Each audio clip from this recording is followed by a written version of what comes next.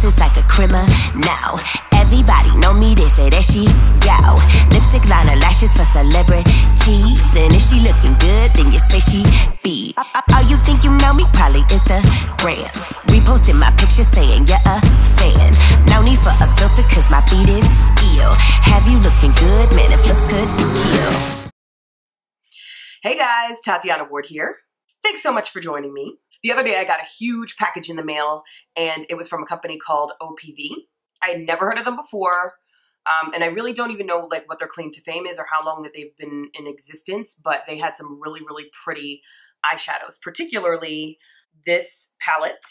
I think it's called the Yemoja, but I'm probably saying that wrong, and you guys are probably going to make fun of me. It's probably Spanish or something, and like Yemoja or something like that. I don't know. But here's the inside. I thought the colors were just gorgeous. So they sent me that because I asked for it.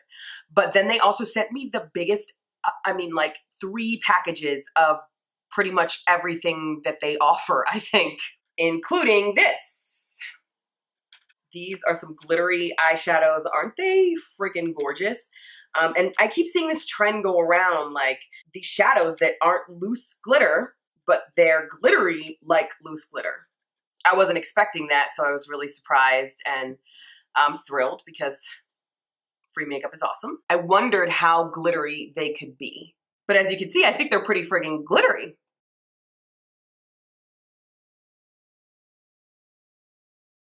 So this is a great look for fall. And if you care to learn how I did it, then stay tuned.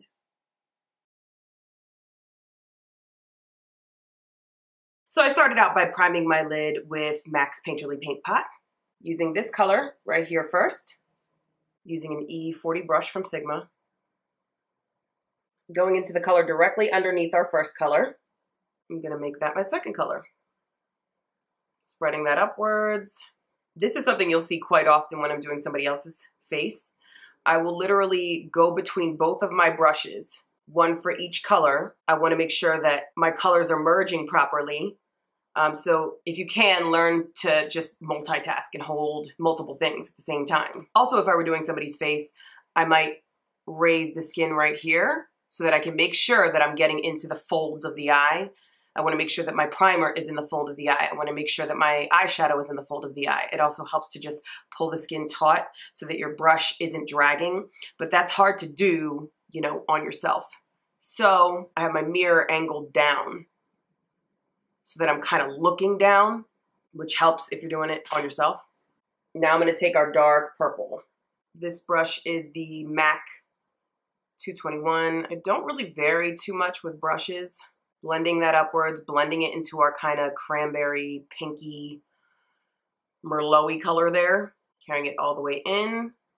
And people often write me about hooded eyes and they're like, can you do a tutorial on hooded eyes? I don't think that people really realize that, yes, I don't have an excessive hooded eye, but I do have one of those eyes where most of my lid disappears. Back and forth, switching back and forth. And I want to go into my Tarte Tartist palette and use this very deep purple. To put that in, I'm using the very tip of a Sigma E45, the very tip of it, and I'm not pressing too hard, carrying it all the way in. At this point, I hope you guys understand that colors are interchangeable. The objective is to not have the colors that I have, to not have the products that I have. How could you possibly have the products or all of the products that I have? And if you do have all the products that I have, you're spending way too much money on makeup and you have an addiction and you need to seek help. Do not have to have all the products that I have. I said in my last video that I carry like 3 different palettes. That's the truth. I do not carry a ton of product. The OPV products that you see I have were sent to me. I didn't pay for them. Does that mean that I won't include them in my kit? Sure, but I try not to carry too much stuff with me because I gotta carry that.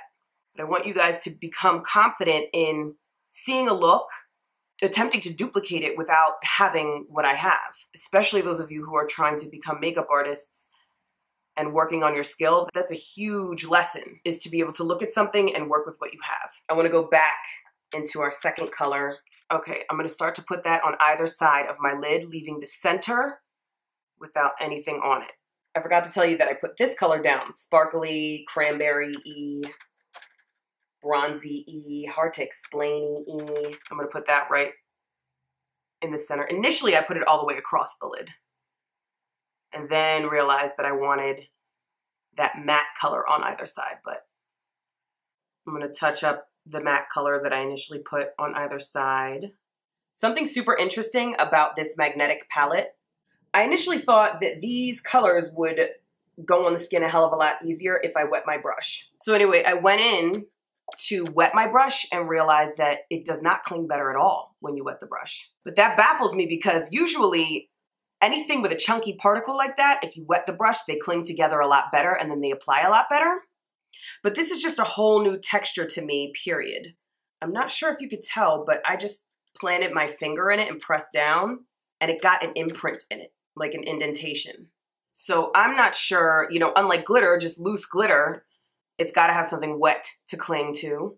That's why you have to use an adhesive. So I still have to learn the temperament of this product. Even a shiny eyeshadow, if you press it, it's not going to separate or it's not going to leave an indentation. You know what I mean? So this is very soft and I don't know what the element is that allows the particles to cling together the way that they do. I love the application. I love that it doesn't take an adhesive. I love that it's not loose, so that means that it's not going to bust and break all over my kit if I'm trying to carry it. I mean, there's a million awesome things about that, but I just don't know the temperament of it. So I'm going to have to get back to you guys. If you see me using them again, that means I like them. I'm going to go back into that color that we put down on either side. And again, make sure that it's pronounced. I'm going to take that Tarte purple that we put in our crease for the depth, and I'm adding that right to the tail end.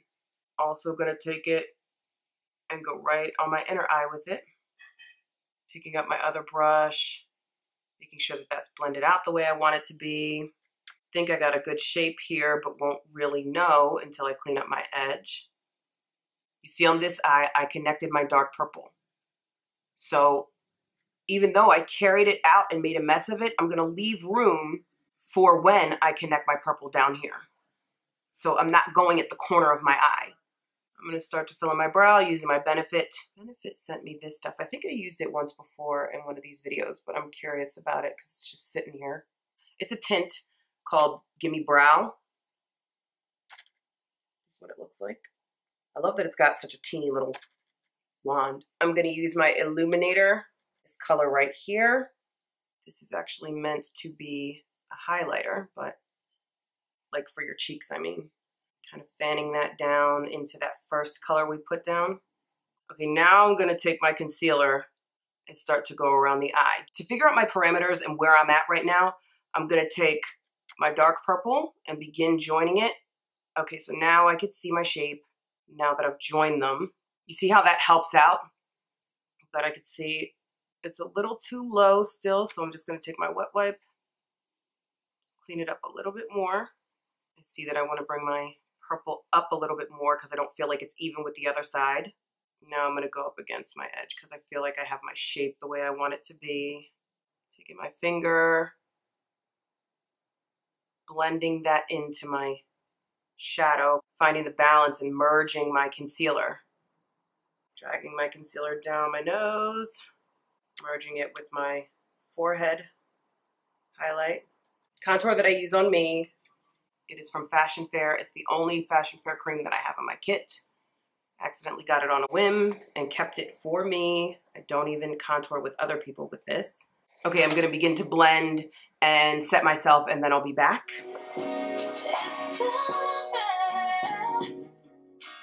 Baby, in my mind, oh, we should be together. Whoa, I wanna let go, but I don't really know. I heard you got a girlfriend. I'm gonna line my eye with this deep purple. This is from my friend Danessa Myrics. It's a beautiful color. It's called Tribe. I already love this decision. This is an angled brush from MAC. If you need help with your wing liner, I have a video for that. Well, I'm completely obsessed with that.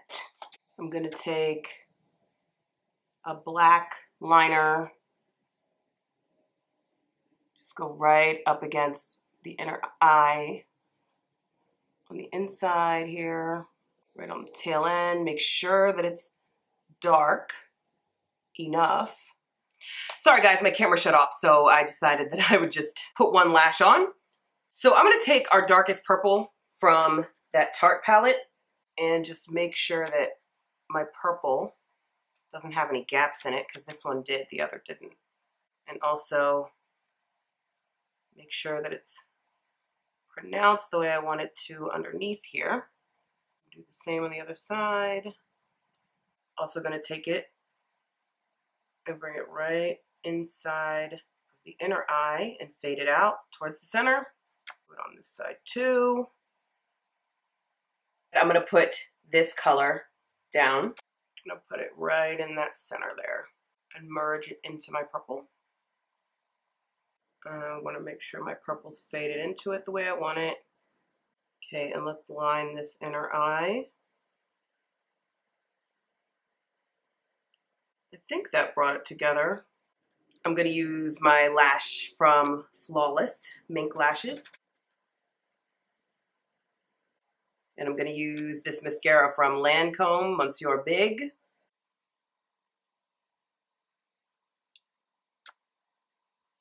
Okay, and in my last video, I got this wrong.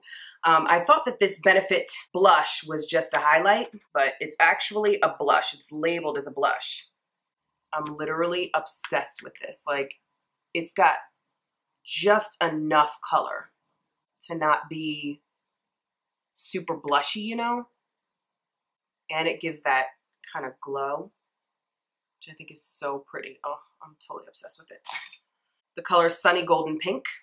Gonna take my new fave from PULS Cosmetics, and I'm putting that right here on this inner eye area, connecting it into the brow. Absolutely love what that does for me. Totally obsessed with that. I am terribly confused about what to do with the lip. I always am. Unless it's red or nude or like some variation of a nudie pink, I really don't know what to ever put on my lips. I think I want to put a little tint of Velvet Teddy from MAC. That's supposed to be a matte color. I once notoriously had like an argument with Nicki Minaj in LA one time. She was asking me for pink matte lipsticks or something like that. And I tried putting one lipstick on her. And before I even got it on her, she was like, is that matte? And I said, it doesn't say that it's matte, but I could just tell that it's matte. And she was like, well, it's not going to be matte unless it says that it's matte. And I said, no, you can have lipsticks that don't say matte, but they're definitely more towards the matte side. And in the same regard, you can have lipsticks that say matte, but they're really not that matte. This just proves my theory though. Velvet Teddy is supposed to be a matte color. Now granted, I do have some chapstick on my lips and I put it over top of that. If your lips are dry, it's gonna be more matte. But it's labeled matte, but it's really not that matte to me. It's still kind of creamy. And I'm gonna just over top of it, use this stuff, just a tint of it. That's a color from Obsessive Compulsive Cosmetics. And I'm gonna line with this color from PULS. It's called Eggplant. That OCC is super duper thick. Had I just put that on by itself, it would have been closer to this color, and I just felt like that was too harsh. So mixing it with the Velvet Teddy kind of muted it a little bit.